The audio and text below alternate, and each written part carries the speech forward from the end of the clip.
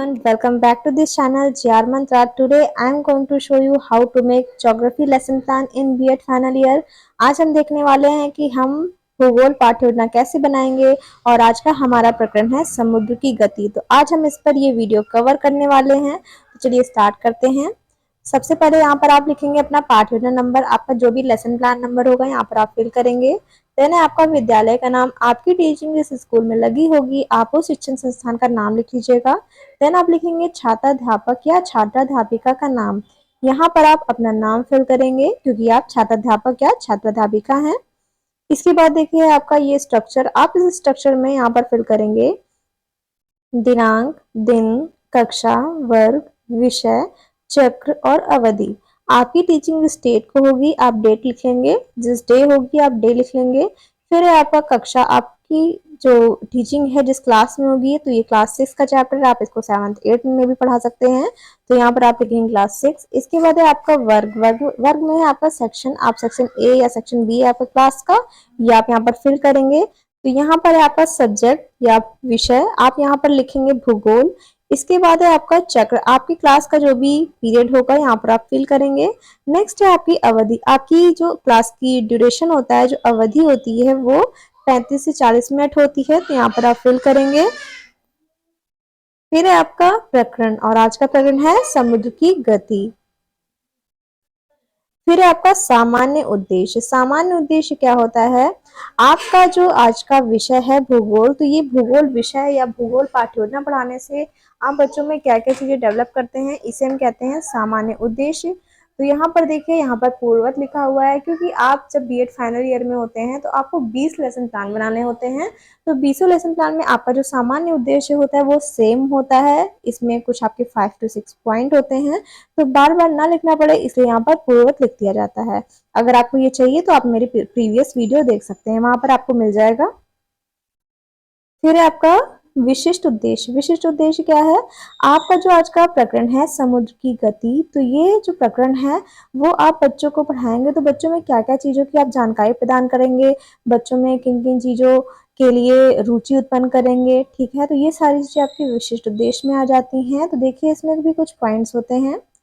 इसमें आपके देखिए 3 उद्देश्य होते हैं, ज्ञानात्मक, बोधात्मक और प्रयोगात्मक, ठीक। तो इसमें से आप जो ये पॉइंट्स हैं ये इसी से रिलेटेड पॉइंट हैं, ठीक। तो देखिए, बच्चों को समुद्र की गतियों के बारे में जानकारी प्रदान करना, बच्चे समुद्र की गतियों के बारे में जान सकेंगे, समुद्र की गतियों में उपस्थित सभी महासागरों के बारे में जानकारी प्राप्त कर सकेंगे, समुद्र की गति के बारे में अध्ययन कर सकेंगे। तो ये सारी चीजें हो जाती हैं आपकी।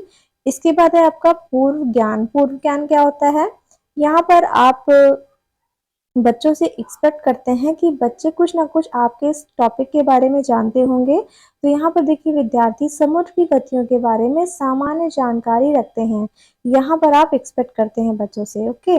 इसके बाद है आपका सहायक सामग्री। ये क्या होता है, जब आप शिक्षण कर रहे होंगे, मीन्स टीचिंग कर रहे होंगे, उस टाइम कुछ चीजें, कुछ सामग्रियां होती हैं, कुछ टीचिंग एड्स होते हैं जो आपकी हेल्प करते हैं, जैसे आपका चौक, चार्ट, डस्टर, लपेट, श्यामपट्ट होता है, पॉइंटर होता है, ग्लोब, मानचित्र, ये सारी चीजें आपको हेल्प करती हैं टीचिंग में। तो ये सारी चीजें होती हैं आपकी सहायक सामग्री। इसके बाद हम आगे देख लेते हैं। आगे देखिए है आपका प्रस्तावना। ये क्या होता है, प्रस्तावना के प्रश्न में आप कुछ ऐसे क्वेश्चन पूछते हैं बच्चों से जो बच्चों के पूर्व ज्ञान से रिलेटेड हो, बच्चों के वास्तविक ज्ञान से रिलेटेड हो, और आगे आपका आगे समस्यात्मक आ सके। जो आपका टॉपिक है वो बच्चों के द्वारा ही आंसर के रूप में प्राप्त होना चाहिए आपको। तो आप बच्चों से कुछ ऐसे क्वेश्चन पूछेंगे, ठीक है। आपको कुछ ऐसे ट्रिक से क्वेश्चन बनाने होंगे। तो देखिए, बच्चों, जहाँ सभी नदी व नहर का जल नदी में मिलता है उसे क्या कहते हैं, तो बच्चे कहेंगे समुद्र कहते हैं। अब आप क्वेश्चन करेंगे समुद्र में जो लहरें तेजी से उठती हैं उसे क्या कहते हैं, तो यहाँ पर समुद्र की गति बच्चे आंसर करेंगे। इसके बाद आप क्वेश्चन पूछेंगे समुद्र की गति के बारे में आप क्या जानते हैं, तो यहाँ पर समस्यात्मक आ जाएगा। आप इस क्वेश्चन को दूसरे तरीके से भी पूछ सकते हैं, जैसे कि मैं आपको बता दे रही हूँ, जो आपको सुटेबल रहेगा वो आप इसको लिख लीजिएगा। तो देखिए इसमें आप कुछ और भी क्वेश्चन कर सकते हैं, जैसे फर्स्ट क्वेश्चन आप कर सकते हैं कि आप किस ग्रह पर रहते हैं, तो बच्चे कहेंगे पृथ्वी पर। इसके बाद आप क्वेश्चन पूछेंगे पृथ्वी के कुछ प्राकृतिक संसाधनों के नाम बताइए। ठीक, तो बच्चे आंसर करेंगे समुद्र, और जैसे जल हो गया, समुद्र हो गया, और हवा हो गया, मिट्टी हो गया, ये सारी चीजें बच्चे क्या करेंगे, आपको आंसर करेंगे। इसके बाद आप क्वेश्चन पूछ सकते हैं कि समुद्र के बारे में आप क्या समझते हैं, तो बच्चे उसके बारे में बताएंगे कि जहाँ पे नदियों का जल गिरता है उसमें, मतलब नदियों या नहरों का जल उसमें मिलता है नदी में, तो इसे हम कहते हैं समुद्र। तो अब आप नेक्स्ट क्वेश्चन पूछ सकते हैं समुद्र की गतियों के बारे में आप क्या जानते हैं, तो आप इस तरीके से भी क्वेश्चन कर सकते हैं। अब देखिए आगे है आपका उद्देश्य कथन। आप बच्चों से बोलेंगे, जब आपका समस्यात्मक यहाँ पर आ जाएगा, अब आप कहेंगे, तो बच्चों आज हम सब समुद्र की गतियों के बारे में अध्ययन अध्यापन का कार्य करेंगे। तो आई होप गाइस कि आपको यहाँ तक क्लियर होगा कि किस तरीके से आपको यहाँ तक पढ़ाना है। अब देखिए आगे है आपका प्रस्तुतिकरण। प्रस्तुतिकरण क्या है, देखिए गाइस ये राइटिंग अगर आपको नहीं भी समझ में आ रही, आई होप कि समझ में आ रही होगी, तो अगर आपको नहीं समझ आ रही है तो आप प्लीज इस वीडियो का रिजोल्यूशन इंक्रीज कर लीजिएगा। आई थिंक 360 पे आपको ये क्लियर दिखेगा, ठीक। और मैं आपको पढ़ के ही बता दे रही हूँ, आई होप कि वो आपके लिए हेल्पफुल रहेगा। तो देखिए प्रस्तुतिकरण क्या है, यहाँ पर आपको कुछ कॉलम्स दिए हुए हैं। मीन्स आप जिस तरीके से बच्चों के सामने अपने इस टॉपिक को प्रेजेंट करते हैं, जितने जितने पार्ट्स में डिवाइड करके आप बच्चों को ये टॉपिक पढ़ाते हैं, तो इसे हम कहते हैं प्रस्तुतिकरण। तो देखिए इसमें कुछ कॉलम्स दिए हुए हैं। शिक्षण बिंदु, छात्राध्यापक या छात्राध्यापिका क्रिया, फिर है छात्र क्रिया, इसके बाद है श्यामपट्ट कार्य। तो देखिए यहाँ पर आप टीचिंग पॉइंट में लिखेंगे, शिक्षण बिंदु में लिखेंगे समुद्र की गति। सबसे पहले आप इस टॉपिक को पढ़ाएंगे कि ये क्या चीज है, इस पॉइंट को पढ़ाएंगे। तो देखिए पृथ्वी की सतह पर जहां हम रहते हैं स्थल मंडल कहलाता है, जिसके अंतर्गत महाद्वीप व द्वीप आते हैं। महाद्वीप का उदाहरण आप देख सकते हैं, उत्तर अमेरिका, दक्षिण America, Asia, Africa, Europe, Antarctica. इस तरीके से आप बच्चों को एग्जाम्पल दे देंगे, ठीक है। अगर आप वहां पर लिए रहेंगे वर्ल्ड का मैप, तो आप इसको बता सकते हैं बच्चों को पॉइंटर के द्वारा कि देखिए ये चीज आपके महाद्वीप होती हैं। तो इस तरीके से आप बच्चों को प्रदर्शन विधि का भी प्रयोग करके पढ़ाएंगे, ठीक। अब हम देखिए आगे देखते हैं। आगे आप एक्सप्लेन करेंगे बच्चों को, आप बच्चों को महाद्वीप के बारे में तो बता दिए, अब आप द्वीप के बारे में भी बताएंगे। द्वीपों में श्रीलंका, मेडागास्कर तथा भारत में लक्षद्वीप इत्यादि हैं। स्थल मंडल के चारों तरफ जल होता है, जिसे हम जलमंडल कहते हैं। इसके अंतर्गत सागर, महासागर, नदियां, झीलें, तालाब इत्यादि आते हैं। प्रमुख महासागरों में अंटार्कटिका और आपका प्रशांत हो गया, हिंद महासागर हो गया, ये सारी चीजें आ जाती हैं। अब आप बच्चों से और भी बताएंगे, बच्चों को एक्सप्लेन करेंगे। संपूर्ण पृथ्वी का क्षेत्रफल 51 करोड़ वर्ग किलोमीटर है, जिससे 36 करोड़ वर्ग किलोमीटर क्षेत्रफल पर जल मंडल है, ठीक। तथा 15 करोड़ वर्ग किलोमीटर पर स्थल मंडल का विस्तार है। ये आप बच्चों को एक्सप्लेन करेंगे। आगे और भी बताएंगे बच्चों को। संसार की अधिकांश नदियों का जल समुद्र में गिरता है। नदियों में बाढ़ आ जाती है लेकिन समुद्र में बाढ़ नहीं आती। ऐसा क्यों? संसार के महासागर एक दूसरे से जुड़े हुए हैं, इसीलिए समुद्र का जल स्तर एक ही जगह पर रहता है। तो ये आप बच्चों को क्या करेंगे, एक्सप्लेन कर देंगे। देखिए अगर आपको ये एक्सप्लेनेशन ज्यादा बड़ा लग रहा है तो आप इसको 2 पार्ट्स में डिवाइड करेंगे, ठीक है।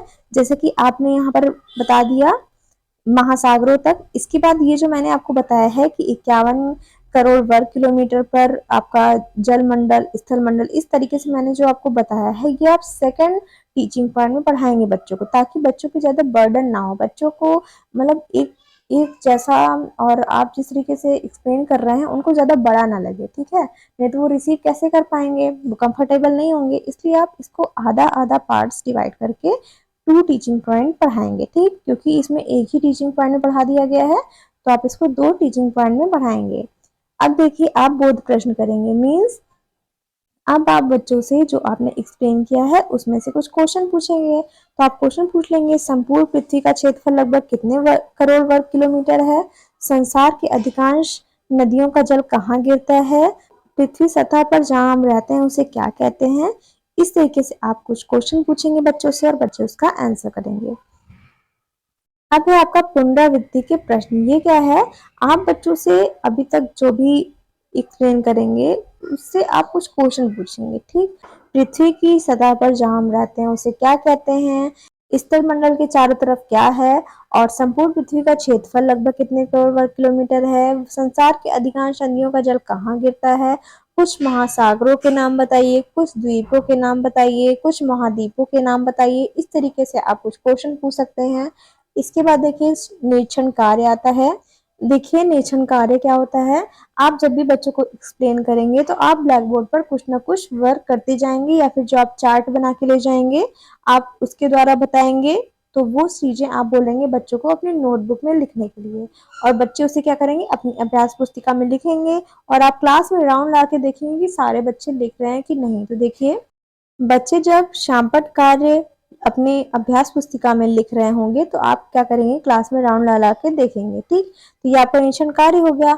अब देखिए आगे आपका गृह कार्य। गृह कार्य मीन्स आप बच्चों को होमवर्क दे देंगे। ठीक, जैसे कि समुद्र की गतियों के बारे में लिखिए, तो बच्चे उसको होमवर्क करके लाएंगे, आप नेक्स्ट डे चेक करेंगे। तो आई होप कि आपके लिए ये लेसन प्लान हेल्पफुल रहा हो। आई होप कि ये वीडियो आपके लिए क्लियर रहा हो, इसकी वर्डिंग क्लियर रही हो। तो हम देखते हैं हमारा नेक्स्ट टॉपिक होगा प्राकृतिक प्रदेश एवं जल जीवन। तो हम ये आप नेक्स्ट टॉपिक में नेक्स्ट वीडियो में। तो अगर आपको मेरा वीडियो हेल्पफुल लगा हो तो प्लीज़ मेरे चैनल को सब्सक्राइब करके बेल आइकन प्रेस करिएगा, और प्लीज़ लाइक कमेंट शेयर करना बिल्कुल भी नहीं भूलेंगे। Thank you so much guys for watching this video.